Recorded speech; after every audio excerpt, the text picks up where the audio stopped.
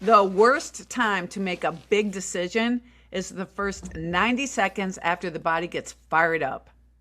That is usually the exact moment we want to send that email, answer that text, make the call, defend our point, or prove we are right. But right is relative. It is primal. We want to defend ourselves. We want to speak our mind. But the mind is in reactive mode and actually offline.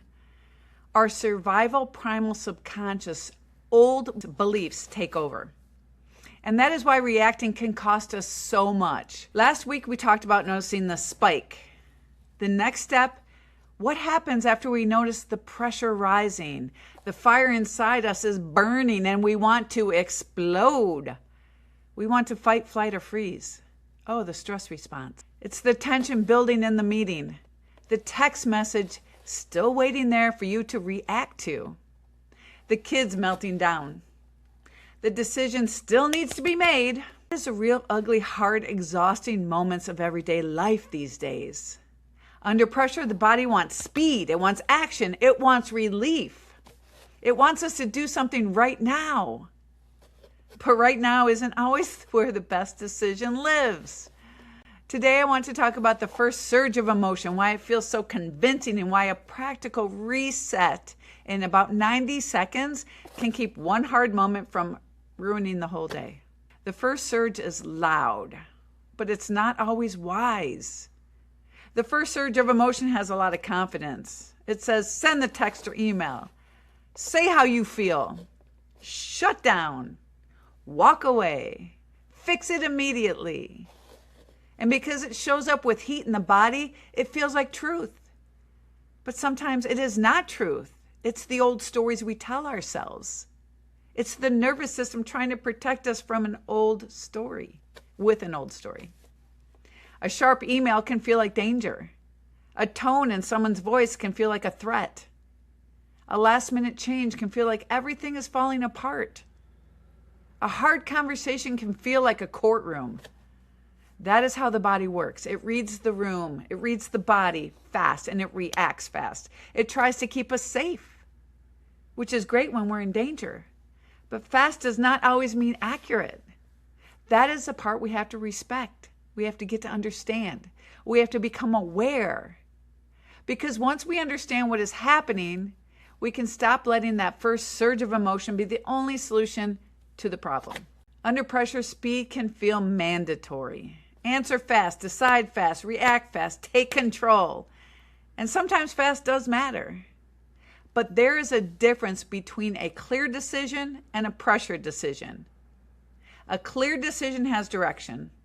A pressured decision wants relief. Let me repeat that.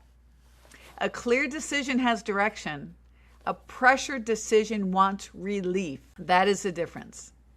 In a meeting, it may look like agreeing just to get out of this tense room you're in. It feels icky. At home, it may look like snapping because the whole day is built up into an inner time bomb and you're ready to explode even though your loved ones don't deserve that. Leadership, it may look like making a hard call from irritation instead of information. And in a relationship, it may look like turning one sentence into a whole story and reacting to the story you are telling yourself instead of listening to the person in front of you. That is why the first 90 seconds matter. Not because 90 seconds magically fixes everything, it does not. But because the first wave of emotion moves through the body fast and hard, we keep feeding it with the story we have made up. It keeps burning. But if we create awareness and breathe, the thinking brain has a better chance to come back online and evaluate the situation. That is the reset under pressure for anyone, anywhere, anytime. We have a better shot at responding versus reacting, which is not good for anyone. And the breath is a power move. When you pause and breathe, the breath is one of the fastest ways we can signal to the body that we are not in immediate danger. It is okay. We can breathe. We can take space. It gives the nervous system time to evaluate what is really going on. It's science. It's your free calm down button. When the body is running hot, the breath is a lever to cool down. It helps shift the system away from full alarm and gives our thinking brain more room to come back online. And it matters because we cannot lead from a hijacked mind. We cannot parent well. We cannot love well. We cannot make good decisions while the pressure is building up and we're about to explode. So when I talk about pause, breathe, proceed, I'm not talking about being calm for the sake of looking calm. I'm talking about a real solution to the daily pressures that build up inside of us so we can diffuse the bomb before it goes off, especially on the people we love. The pause is not a delay, it's a design. It's not avoidance, it's purposeful silence, and silence is another superpower. It is awareness that something is going on, we are getting triggered, we are about to react, and we have a choice. In the moment we build in so the pressure doesn't explode. This is why I talk about culture by design, not default. A workplace that rewards instant reactions will get instant reactions. A family that never builds in a pause and a breath will keep repeating the same blow-ups. And a leader who cannot hold the moment will teach the whole room to brace. Here we go again. Let's explode. But when the pause is built in, people get a chance to think. The tone changes. The next sentence changes. The decision changes. And sometimes that is enough to keep one heated moment from becoming the thing everyone has to deal with. Here's our pauser perspective. A pauser is someone who practices pause, breathe, proceed.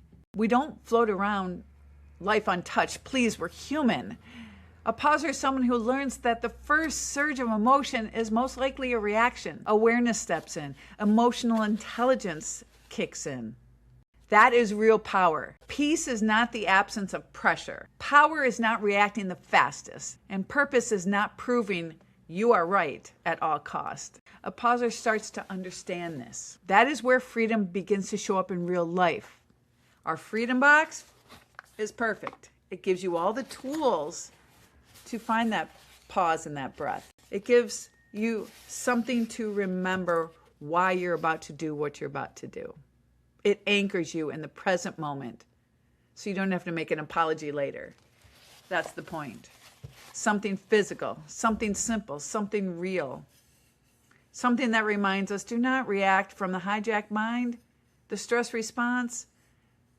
Hold the moment, become aware, become curious about what else might be true in this moment. Because the first surge of emotion is not the whole truth.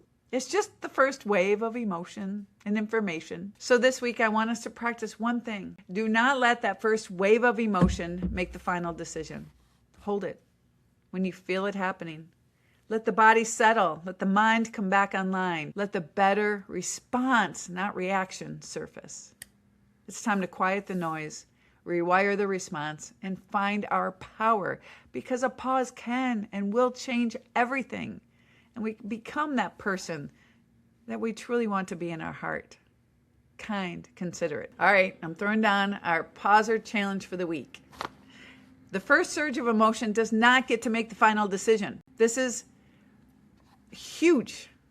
Pick one pressure moment.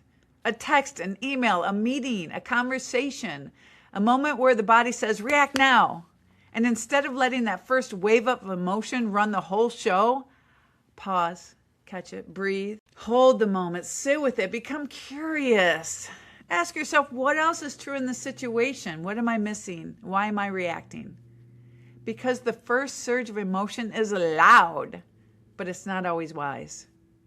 Let the better response surface. Quiet the noise, rewire your response, and find your power. 3 words, 1 habit. Pause, breathe, proceed. Let's get it done. Have an amazing day. God bless. Peace out.